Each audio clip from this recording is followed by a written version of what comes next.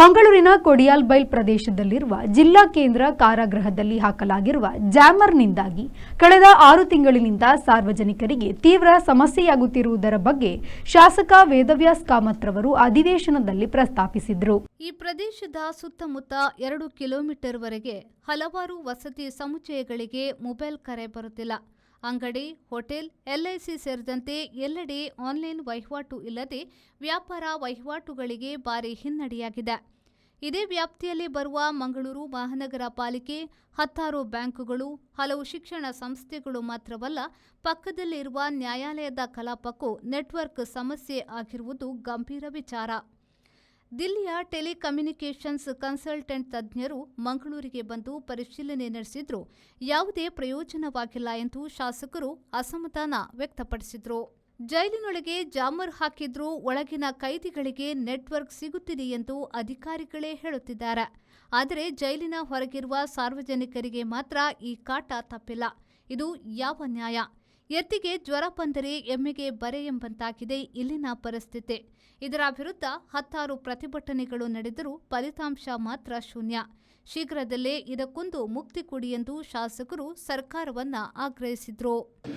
ನಾನು ಶೂನ್ಯ ವೇಳೆಯಲ್ಲಿ ಮಂಗಳೂರಿನ ಹೃದಯ ಭಾಗದಲ್ಲಿರುವಂತಹ ಕೊಡಿಯಾಲ್ಬೈಲ್ ಪರಿಸರದಲ್ಲಿ ಬಹಳ ಹಳೆಯದಾದಂಥ ಜೈಲಿನಲ್ಲಿ ಒಳಗಡೆ ಕೈದಿಯವರು ಮೊಬೈಲ್ ಅನ್ನು ಉಪಯೋಗಿಸ್ತಾರೆ.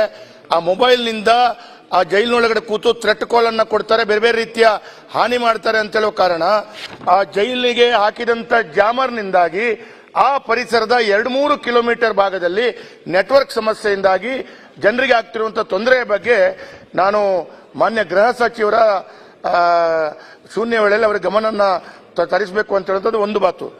ಈಗ ಇದೊಂದು ಬಹಳ ವಿಚಿತ್ರ. ಒಂದೇ ನಿಮಿಷದಲ್ಲಿ ಮಾತಾಡ್ತಾರೆ. ಅಲ್ಲ, ಒಂದೇ ಮಿನಿಟ್. ಆಗುವಂತ ತೊಂದರೆಗಳು ನಿಮ್ಗೂ ಗೊತ್ತಿರೋ, 1 ಮಿನಿಟ್ ಕೊಡಿ, ಹೆಚ್ಚು ಮಾತಾಡಲ್ಲ. 1 ಮಿನಿಟ್. ಇದೊಂದು ಸಮಸ್ಯೆ ಏನಾಗಿದೆ ಅಂದ್ರೆ, ವಿಚಿತ್ರವಾದರೂ ಸತ್ಯ ಹೀಗೂ ಉಂಟೆ ಅಂತ ಹೇಳುವಂಥದ್ದು.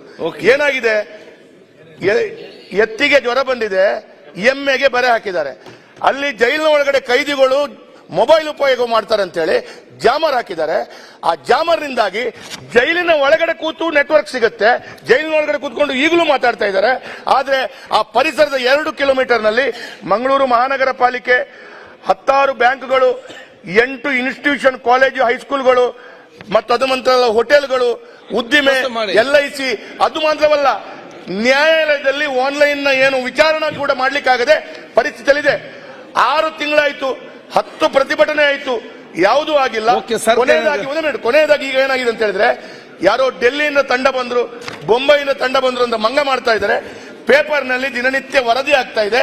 ಆದ್ರೆ 6 ತಿಂಗಳಿಂದ ಕೂಡ ಒಂದು ಜಾಮರ್ ತೆಗಿಲಿಕ್ಕೂ ಆಗಲಿಲ್ಲ. ಒಂದು ಜನರಿಗೆ ಒಂದು ಒಳ್ಳೆ ರೀತಿಯಲ್ಲಿ ವ್ಯವಸ್ಥೆಯನ್ನು ಕಲ್ಪಿಸಲಿಕ್ಕೂ ಆಗಿಲ್ಲ.